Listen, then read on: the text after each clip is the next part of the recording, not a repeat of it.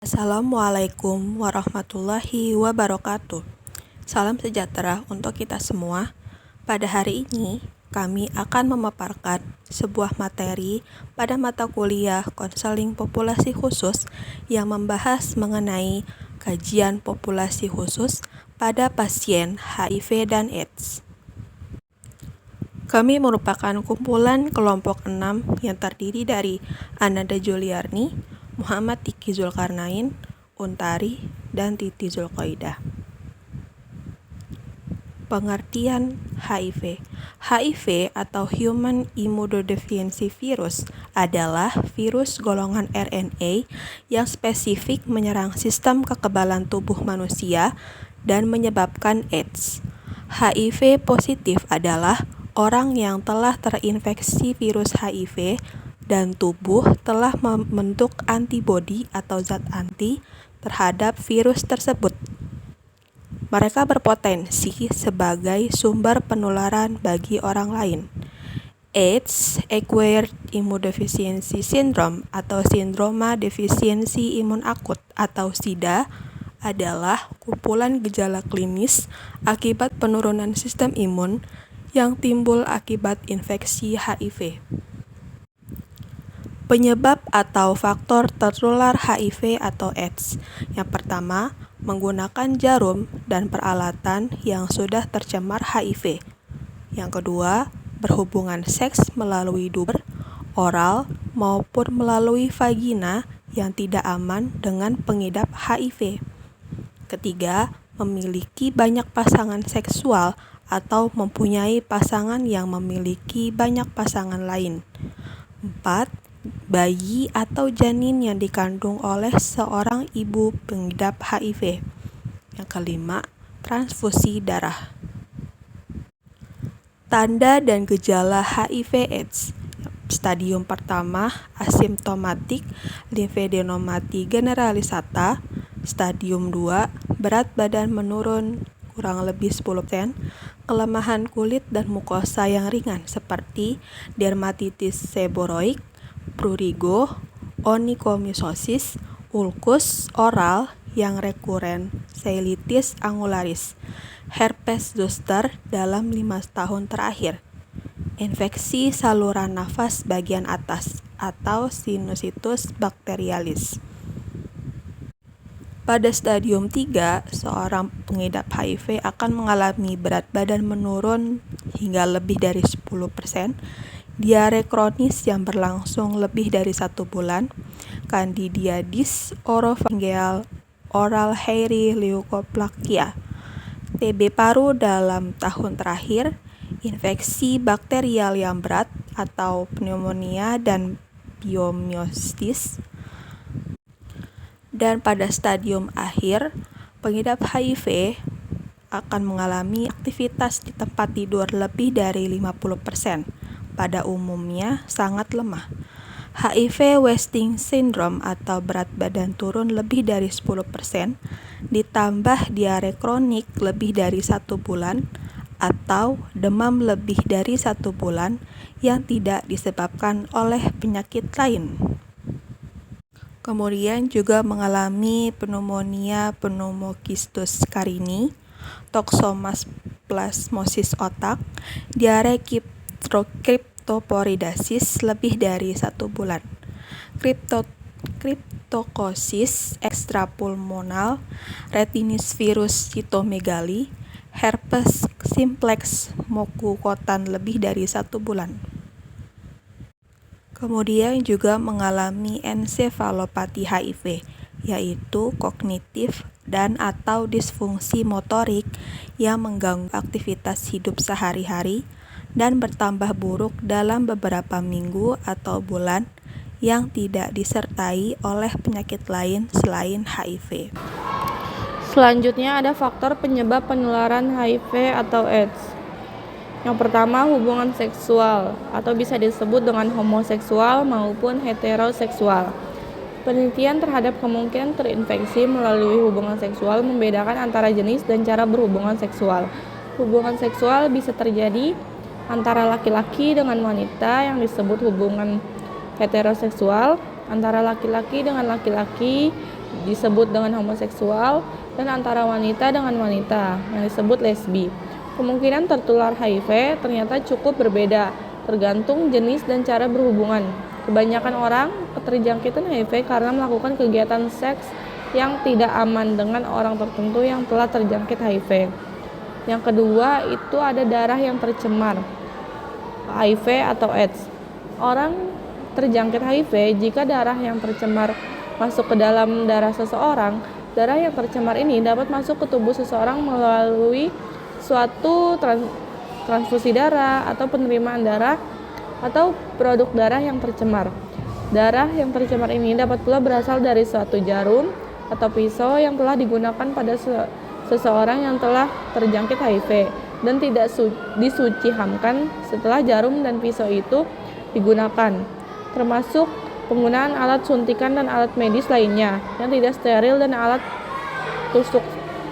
tusuk seperti alat tato, akupuntur, tindik yang tercemar. Penggunaan bergantian suatu jarum suntik tanpa menyuntikkan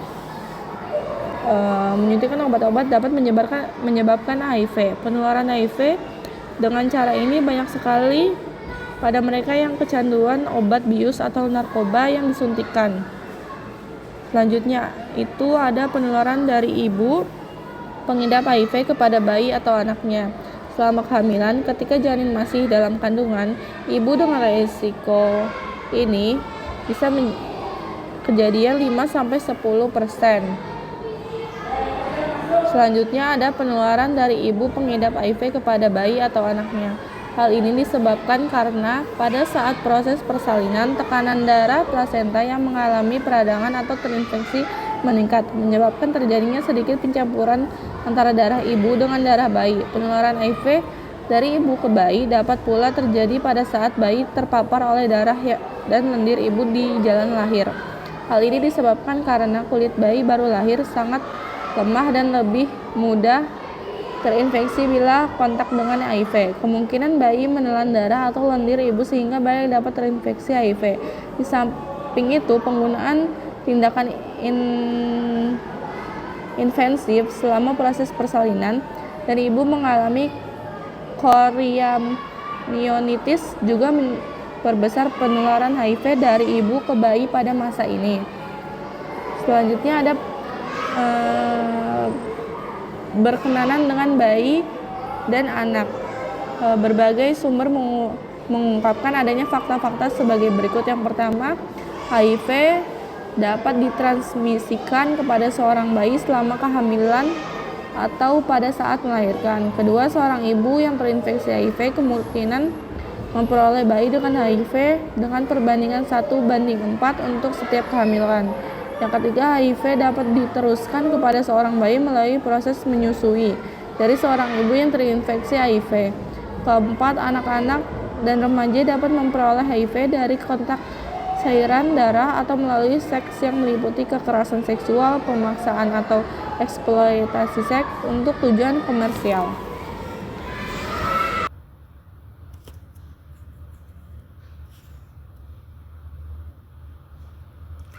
Pencegahan HIV atau AIDS. Pencegahan HIV atau AIDS dapat dilakukan dengan menggunakan konsep ABCDE. Yang A, abstinence, absen seks ataupun tidak melakukan hubungan seks bagi yang belum menikah. Yang B, be faithful, bersikap saling setia kepada satu pasangan seks, dalam artian tidak berganti-ganti pasangan. Yang C, kondom, mencegah penularan HIV melalui hubungan seksual dengan menggunakan kondom.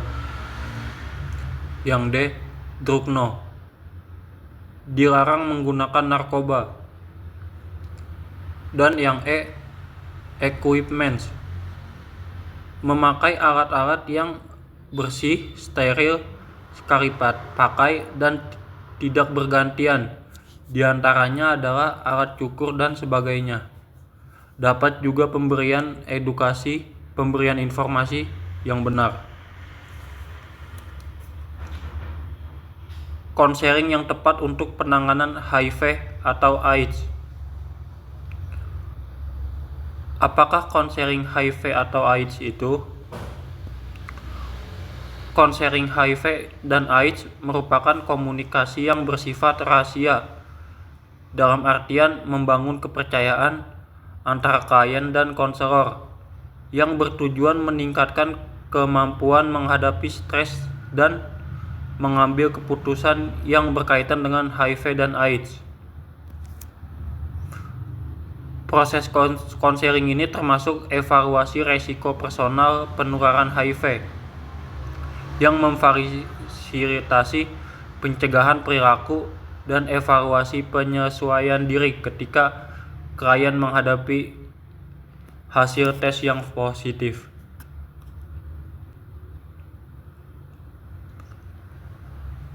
Mengapa konseling HIV dan AIDS penting? Konseling pencegahan dan perubahan perilaku dapat mencegah penularan.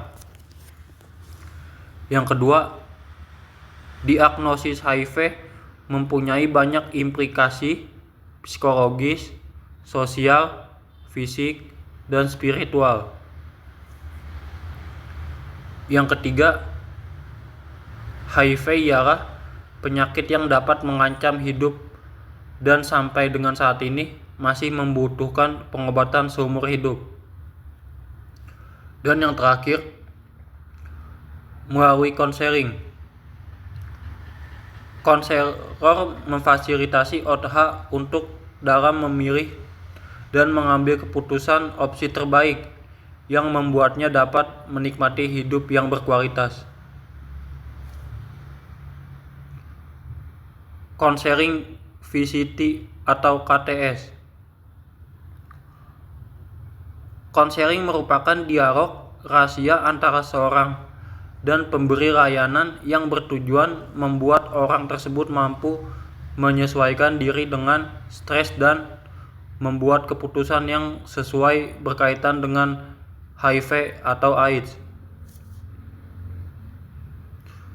Proses konseling ini termasuk evaluasi risiko individu penularan HIV dan memfasilitasi pencegahan perilaku berisiko VCT yang digunakan dalam upaya intervensi, program pencegahan, perawatan, dan pengobatan ataupun rehabilitasi,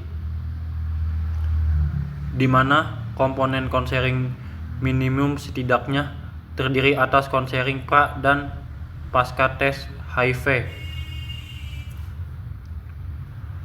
dan bisa dikembangkan lagi lebih luas dalam menyediakan konseling yang berkelanjutan, jangka panjang, dan konsep dukungan.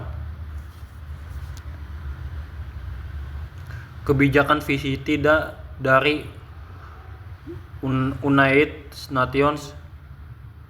VCT berbasis pada kebutuhan dan memerlukan persetujuan dari orang-orang yang akan dites. Tes HIV harus selalu atas keputusan klien untuk tidak pernah mendukung tes wajib, dan telah dibuktikan bahwa tes wajib tidak efektif. Alasan pencegahan VCT. Pencegahan HIV, konseling dan tes sukarela HIV berkualitas tinggi merupakan komponen efektif dalam upaya pencegahan yang mempromosikan perubahan perilaku seksual dalam menurunkan penularan HIV. Mereka yang menggunakan jasa layanan VCT memiliki pengertian yang kuat tentang tata nilai aktivitas seksual dan diagnosis atau apakah positif atau negatif yang klien alami, dan terbukti mempengaruhi secara positif dalam menurunkan perilaku beresikonya. VCT menawarkan dan membantu para pasangan untuk mencari tahu status HIV dan membuat perencanaan hidup mereka yang berkaitan dengan hal tersebut. UN atau United Nations juga menyediakan model untuk membantu konselor mengatasi situasi di mana pasangan menolak mengungkapkan statusnya. Selain itu, konseling dapat membantu menurunkan penularan HIV di antara pasangan serodiscordant atau salah satu dari pasangan terinfeksi HIV. Pintu masuk menuju terapi dan perawatan. VCT telah terbukti berperan penting sebagai pintu gerbang menuju akses layanan medik atau dukungan lainnya yang dibutuhkan, dengan perkembangan bentuk intervensi yang aman dan efektif untuk prevensi penularan HIV ibu atau anak. Penerapan layanan nasional VCT menyediakan prioritas di banyak negara. Diharapkan layanan VCT yang luas dapat membantu masyarakat secara luas mengakses layanan terapi atau perawatan atau pengobatan yang tepat, cepat, terjangkau, atau termasuk dalam akses subsidi pemerintah dalam menyediakan obat antiretroviral. VCT berperan penting dalam mempengaruhi efektivitas dari semua intervensi program atau layanan kesehatan terkait HIV. Ketersediaan layanan VCT dipandang sebagai bentuk penghormatan atas hak asasi manusia dari sisi kesehatan masyarakat. Karena infeksi HIV merupakan hal yang serius yang mempunyai dampak kesehatan dan kesejahteraan masyarakat demikian luasnya, termasuk kesehatan reproduksi, kehidupan seksual dan keluarga, kehidupan sosial dan produktivitas di masyarakat dalam jangka panjang. Berikut merupakan video dokumentasi wawancara yang dilakukan oleh kelompok kami kepada salah satu klien yang mengidap penyakit HIV/AIDS. Selamat menyaksikan. Saya buka terlebih dahulu. Terima kasih atas waktunya, telah meluangkan waktunya untuk hadir pada wawancara pada hari ini mengenai wawancara mengenai HIV seperti itu ya Bu ya. Perkenalkan Ibu, nama saya Titi Zulkoida, dan sini ada teman-teman saya, Untari, Muhammad Diki, dan Ananda Juliani. Kami berempat ini dari Universitas Indah-Prasta PGRI, Unindra, ya, jurusan Bimbingan dan Konseling. Pada hari ini kami ada tugas untuk mewawancarai klien dengan yang punya penyakit HIV seperti itu. Ya, mungkin bisa pertanyaan pertama dari Kak Untari bisa atau yang lain. Kita mulai wawancara. Oke, baik Ibu, salam kenal ya Ibu. Saya Untari, Ibu. Salam kenal. Baik. Saya ingin bertanya ya Bu, sebelumnya juga saya mohon maaf jika pertanyaan ini agak sedikit sensitif gitu ya Bu. Mohon maaf banget ya Ibu ya. Sejak kapan Ibu pertama kali didiagnosis mengidap penyakit HIV/AIDS ini? Tahun 2019.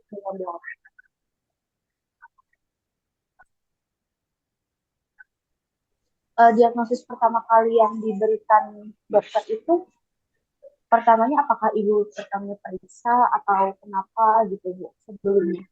Jadi kita itu kan berasal dari komunitas ya, komunitas kerja seks perempuan. Dan waktu itu ada pemeriksaan yang dari LSM sebagai sisi masyarakat. Itu namanya Yayasan Banyuwangi. Nah itu ada dokter yang datang melakukan tes PCT, dan di situ saya ikut tes tersebut. Nah itu saya dan kebetulan saya adalah masih pekerja perempuan sehat sampai sekarang.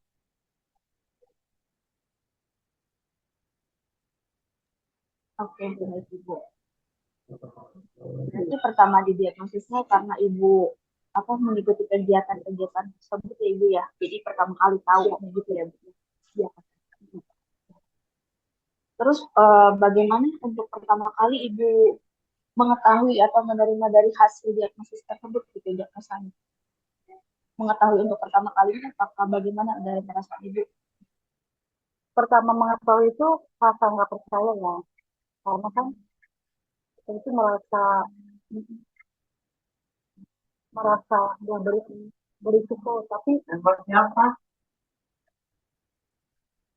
merasa berisiko dan juga apa ya mungkin lah saya terinfeksi begitu.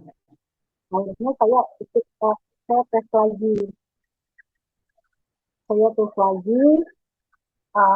tes ulang, meyakinkan untuk hasil yang betul apa enggak nih hasil yang kemarin saya ikut kegiatan tersebut begitu. Jadi pas tahu saya saya nggak terima akan status karena kan sedikit banyaknya saya mengetahui kalau orang yang terindikasi HIV itu dia itu akan pengobatan seumur hidup biasanya tidak terima. Karena itu saya nggak mau ikut lagi tuh kegiatan yang berkaitan dengan pemeriksaan HIV itu nggak mau lagi. Sampai tahun saya merasa badannya nggak enak, saya drop waktu itu. Terus saya masih menutup diri, saya belum mau terima akan status itu. Saya menghindar setiap teman saya setiap orang-orang yang lain ngajak saya untuk pengobatan, saya nggak mau. Akhirnya saya drop. Saya sakit, akhirnya saya masuk.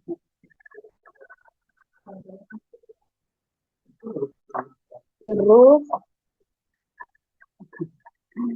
bentar ya. Drop saya akhirnya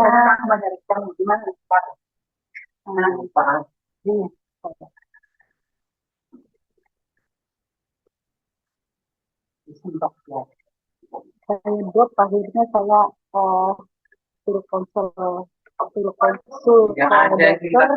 dan harus mulai pengobatan mau tidak mau. Tapi tuh di situ saya ada tekanan mental dan juga belum ada penerimaan diri kalau saya itu positif. Saya nggak mau minum obat. Tapi semakin lama semakin saya menghindar itu tidak pengobatan, saya merasakan tubuh saya itu nggak enak ya. Ada apa saya sakit, kok saya kok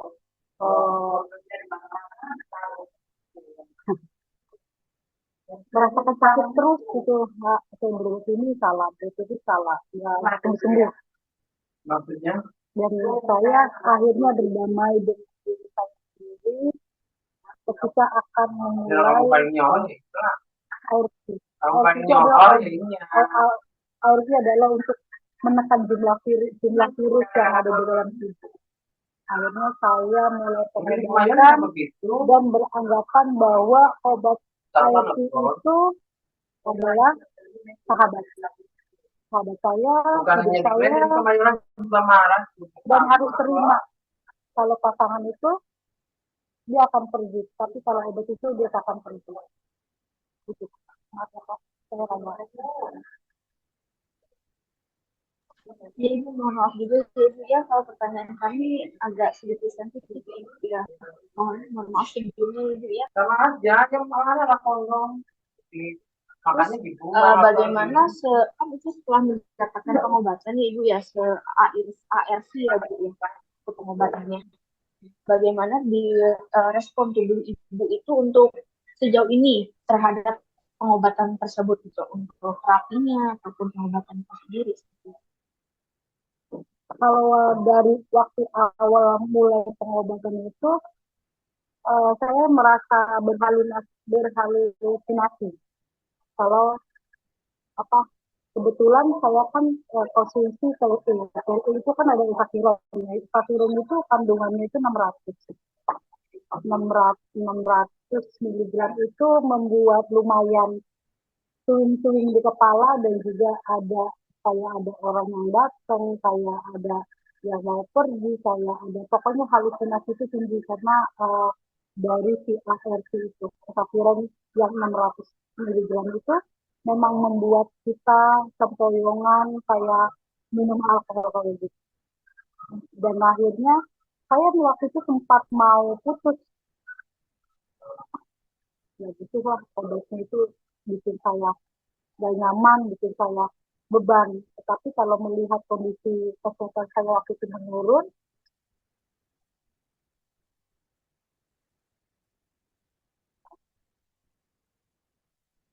waktu itu karena kesehatan saya menurun, akhirnya saya eh, ini sih, Kak, aku tuh apa ya, berantem dengan diri saya sendiri.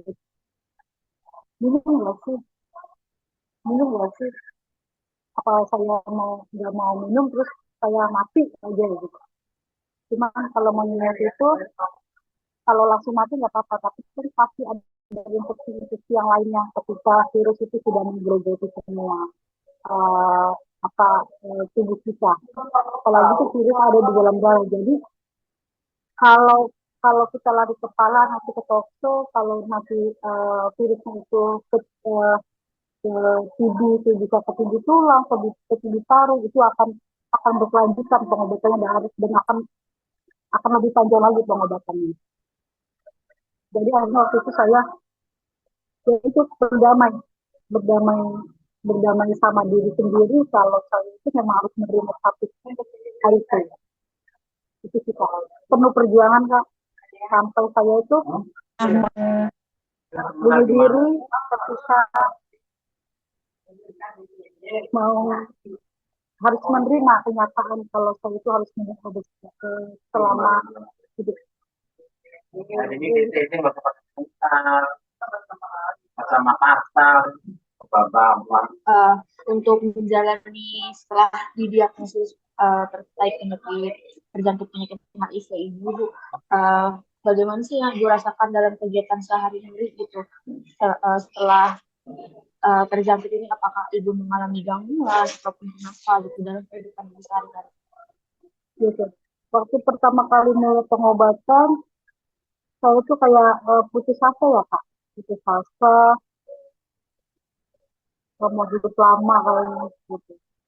Terus, nah saat itu ada LSM yang mau saya diajak untuk kegiatan KDS.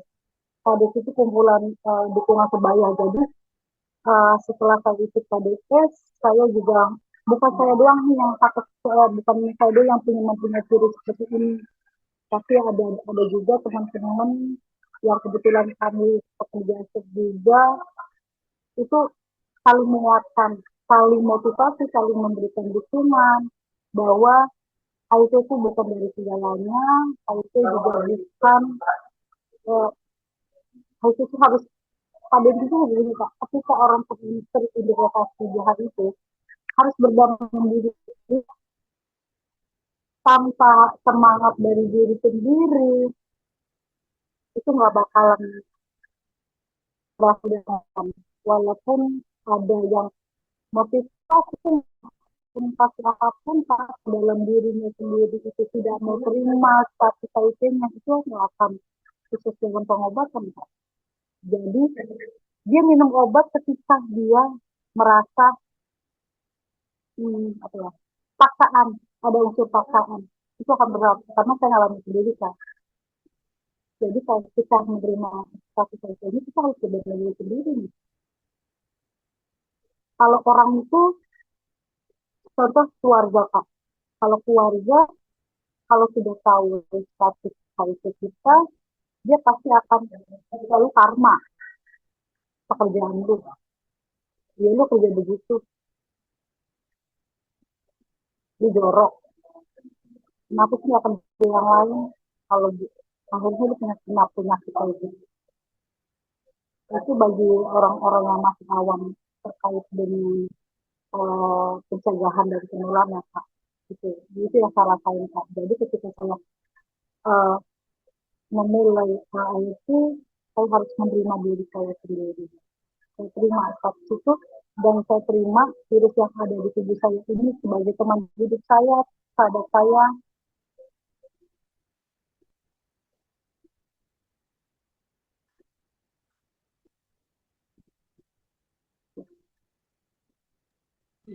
Baik Ibu, setelah Ibu kayak mengkonsumsi apa ARV tersebut itu apakah di dalam badan ibu itu kayak terjadi perubahan seperti perubahan berat badan atau masalah nutrisi yang terkait kondisi ibu sekarang ini? Waktu sebelum saya memulai ARV itu berat badan saya menurun, Pak.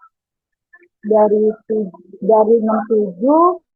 itu sempat mau 45. Itu tadinya gemuk terus kurus itu jadi kelihatan tua, Pak. Ya tua, terus saya pernah juga sugar saya di bawah 500, itu saya apa aja yang mau terima, karena di mulut, Pak, di mulut itu kayak jamuran kayak gitu, Pak. Kayak jamuran, dan juga itu bisa kayak gitu. Tapi setelah saya memulai ARV selama 2 bulan ya, 2 bulan itu saya merasakan badan saya enakan dan jamur yang ada di lidah saya ini berkurang, terus juga nafsu makan saya sedikit meningkat. Tetapi itu dia, Pak, ketika saya bosan dengan minum obat, saya pernah untuk apalagi kalau dalam sudah urusan drama keluarga, Pak, itu saya mau retak saja.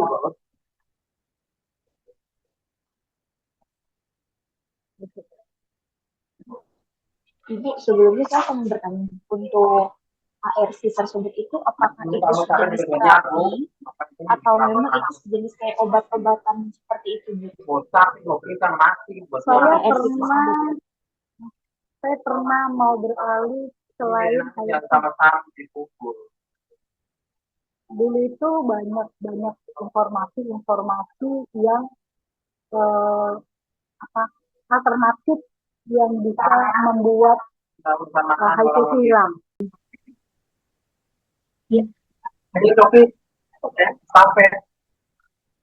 Ibu, saya ingin kembali bertanya lagi, Ibu ya.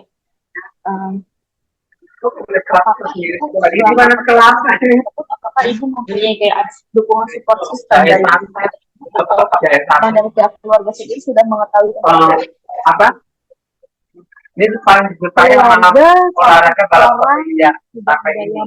Benar nggak? Apalagi yang naik sepeda dari Jakarta sampai Bali. Tidak semua keluarga mengerti sampai S1 teratur. Jadi sampai sekarang tidak keluarga mengetahui sepeda. Tidak ada. S1 sampai 2 gitu. Dan sampai saat ini saya masih merahasiakan terkait dengan status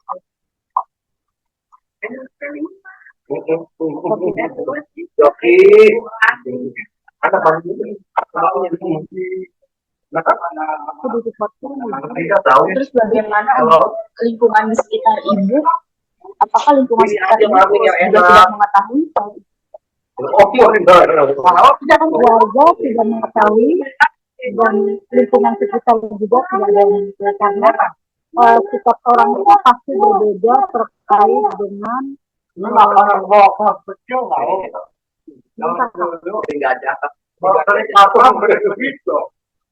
karena lingkungan sekitar tidak semua mengerti terkait dengan pengetahuan HIV, dan juga cara pencegahan dan penularan itu juga pasti tidak terlalu banyak masyarakat yang mengetahui pengetahuan HIV.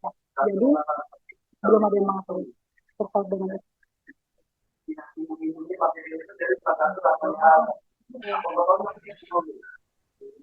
Terus apakah Ibu memiliki akses layanan kesehatan yang Ibu perlukan, seperti Ibu kayak bisa ke puskesmas atau ke rumah sakit atau ke mana gitu Ibu? Apakah Ibu? Bisa diulangi belum, Bapak? Bisa diulangi?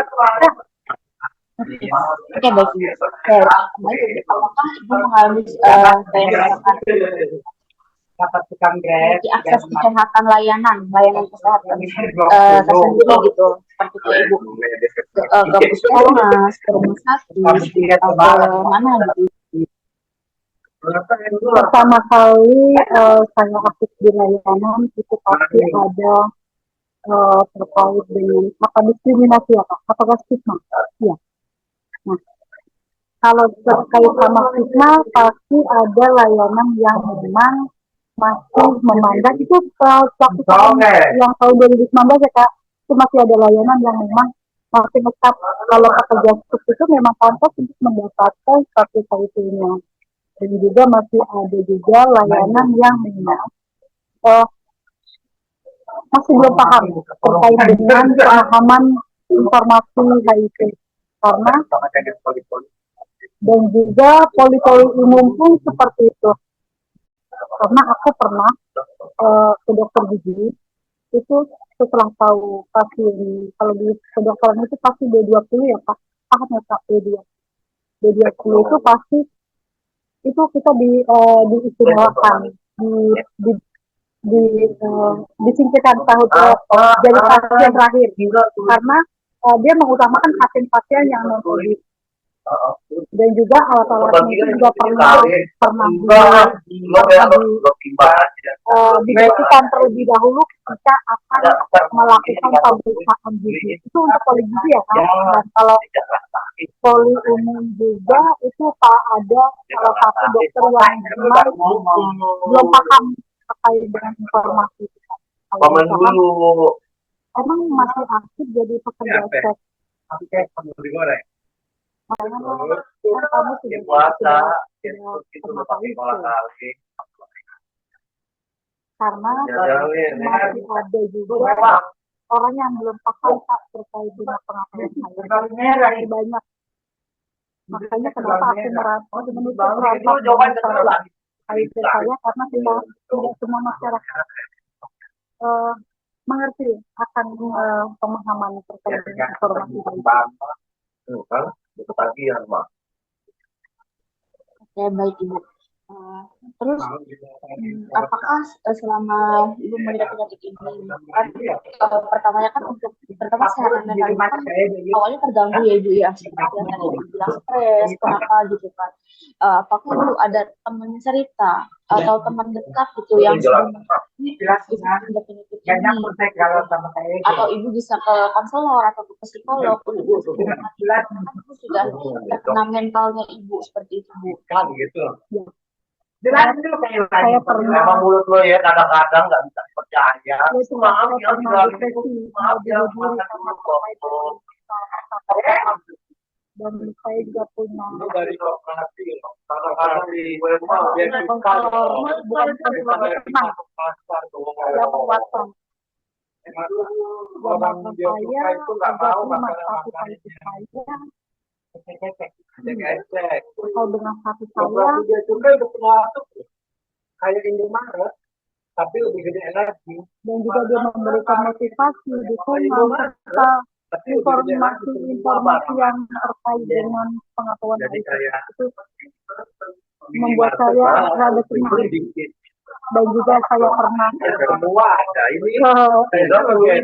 Ancol sendirian pernah tentang mungkin melepaskan kekecewaan pada diri saya ketika saya tahu dengan status saya. Kemudian Marvin, enak lagi di Marvin. Setelah nangis, nangis di mana heboh tahu gue mau dulu. Mangsel untuk meluapkan kekecewaan saya. Tanya dulu deh boleh nggak ke sana? Karena lagi dikasih obat tetes, jadi nggak bisa ngeberikan dihabur matanya tak tuh. Iya baik Ibu. Ibu apakah ada Ibu harapan Ibu untuk kedepannya? Harapan dalam hidup Ibu baik dari segi kesehatan maupun tujuan pribadi Ibu itu apakah ada Ibu untuk harapannya atau bagaimana Ibu? Harapan saya harapan saya sih ya tidak ada lagi stigma untuk orang yang sudah terinfeksi HIV baik dari keluarga maupun dari lingkungan masyarakat dan juga dari layanan. Harapan saya karena tidak semua orang yang memang mau menerima status HIV-nya. Dan ada juga saya pernah mendampingi saudara saya itu memang benar tidak mau memulai HIV karena ada balas dendam. Balas dendam dalam artian dia kena HIV dari orang, dia juga akan menularkan lagi. Jadi harapan saya itu tidak ada lagi stigma untuk orang-orang yang terinfeksi HIV, baik dalam layanan, lingkungan, dan juga dari keluarga. Karena ketika keluarga mengetahui dia status HIV-nya kan drop itu bakalan dia akan tidak ada yang mengurusi.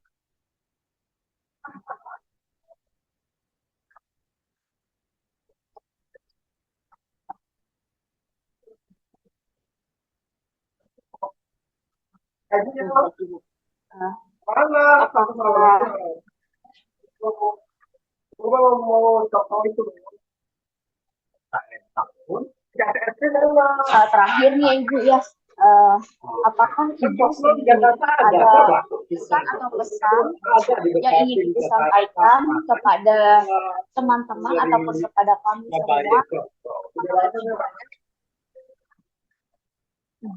Pesan saya adalah ketika teman-teman mahasiswa menemukan orang yang terinfeksi HIV, itu tidak ada namanya stigma.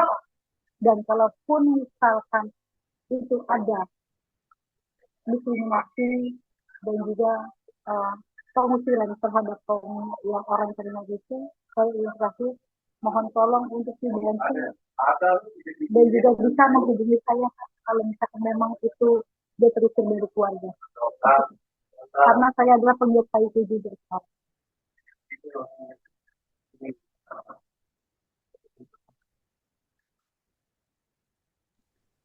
Ya, baik Ibu. Sebelumnya saya perwakilan dari kelompok. Terima kasih Ibu telah membantu kami dalam untuk sesi wawancara ini, dalam menyelesaikan tugas kami.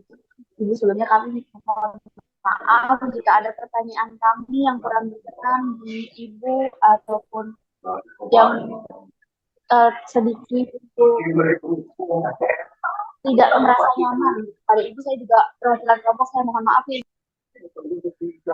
Ya, sama-sama dan juga saya juga minta maaf kalau misalkan ada pertanyaan yang memang belum bisa saya jawab. Ya Ibu, ini jadi pelajaran juga untuk kami semua ya Bu ya, dari kisah Ibu ya.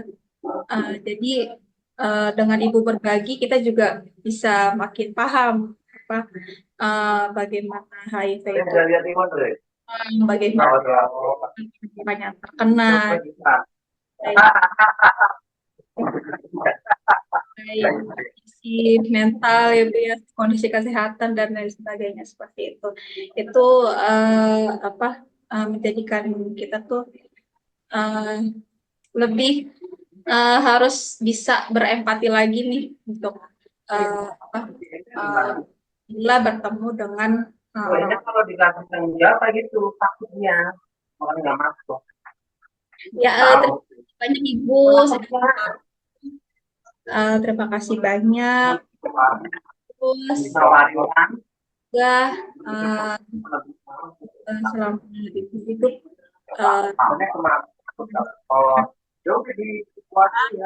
sebelumnya waktunya sudah menyita waktunya untuk kita di wawancara pada hari ini. Mungkin itu saja Ibu, sudah cukup untuk hari ini. Selamat beraktivitas kembali ya Ibu, tenangkan diri ya Ibu ya. sampai ini. Semangat ya Ibu untuk kedepannya. Ya, semoga kita bertemu lagi. Terima kasih. Ya, ya, selamat siang. Ya, Ibu.